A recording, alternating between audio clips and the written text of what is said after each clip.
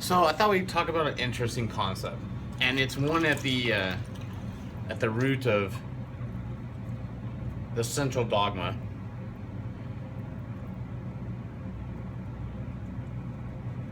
And the central dogma,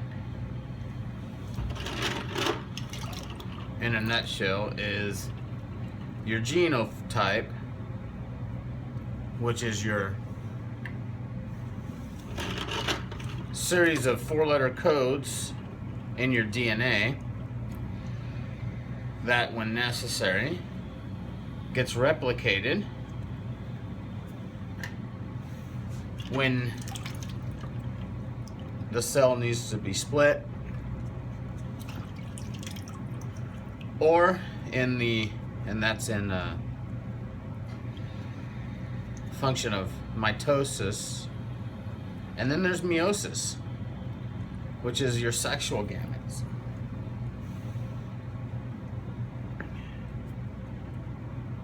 And so you have cell formations there. And they'll get a copy of the genetic material. The genetic material affects your phenotype. And your phenotype is exactly what you're looking at me right now. My eyes are a certain color. My nose is a certain shape. My skin is a certain color. I grow hair at a certain rate. I'm unique. I'm uniquely different, right? In certain ways from other organisms.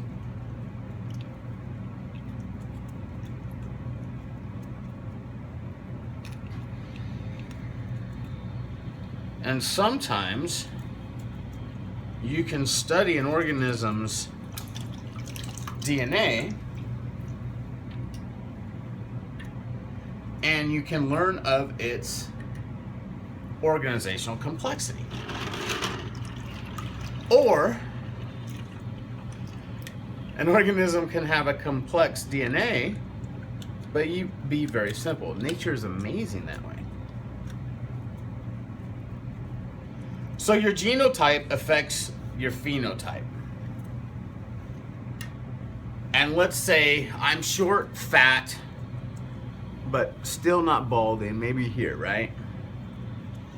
And that's sexy to some people, right? I mean, that's a sexy feature. And so with them, I have good fitness, right?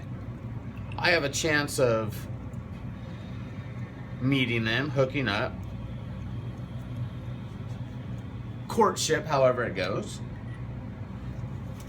There's funny rituals out there, right?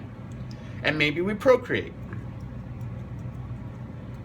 We develop offspring, and these sexy phenotype features that you see are passed on to maybe other short, fat, little balding offspring, or maybe they'll be a little slightly different.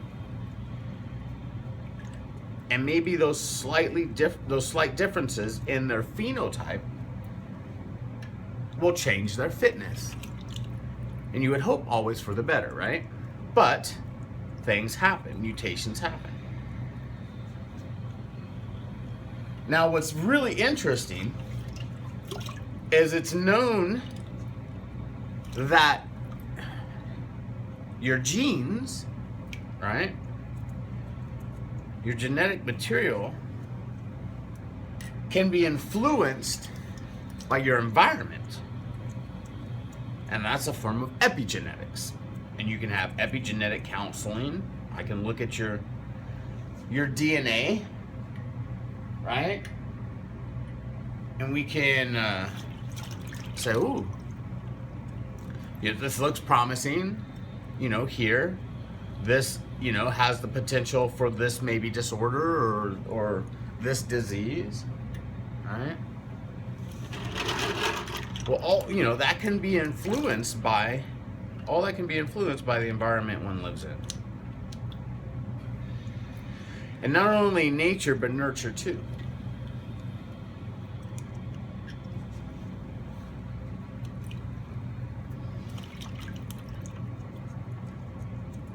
If your genotype expresses a phenotype that doesn't increase your fitness, well, you're kind of selected against. For example, in Darwin's mind, I'm a hybrid. I'm sterile, right? Which maybe makes me a good worker bee, right? I can focus my mind on other things. But although I may be able to increase intelligence, right? Because that's my focus. I'm no longer focused on offspring.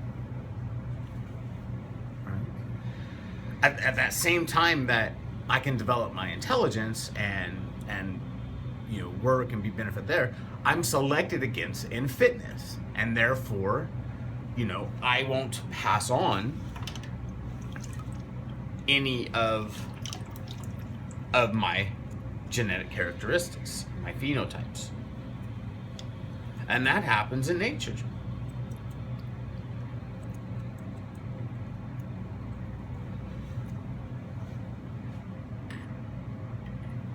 So many things that happen to us that we see, right, are things that happen exactly the same way in nature.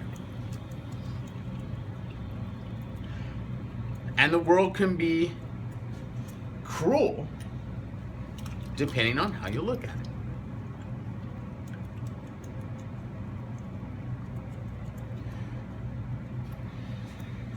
But back to it, right? To summarize, the genetic material that is housed in your cells gets replicated whenever new cells need to be made. And we're always making new cells, and cells are dying. And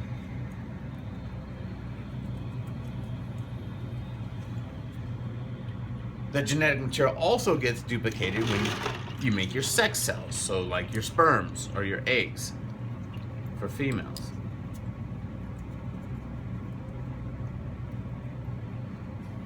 And when you procreate, you would hope that the combination of the two phenotypes would increase the fitness in your offspring. It's pretty cool, isn't it? To understand how that works.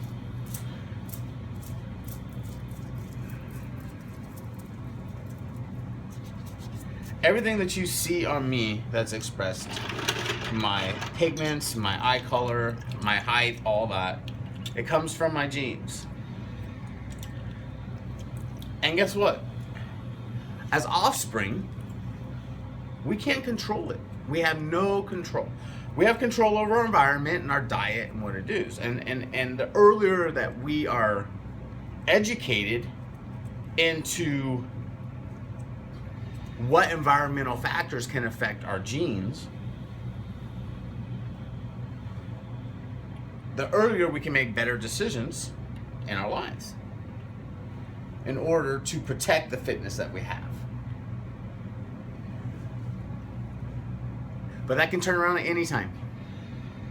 Just like if you enjoyed this little mini lecture on genetics and fitness, if you have some change, you could pull that out and help another student.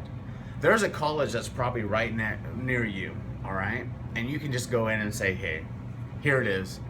Here's a small donation. I hope that it will make a difference in a student's life. Because it will. Many times it's made a difference in mine. And if you can help me out, please go to https://GoFundMe/PSCJQD84. That's Papa Sierra Juliet Quebec Delta 84. And if you could spare $5, I'd really appreciate it. It'll help me towards my future. Thanks for joining me. Till next time, I am Clem.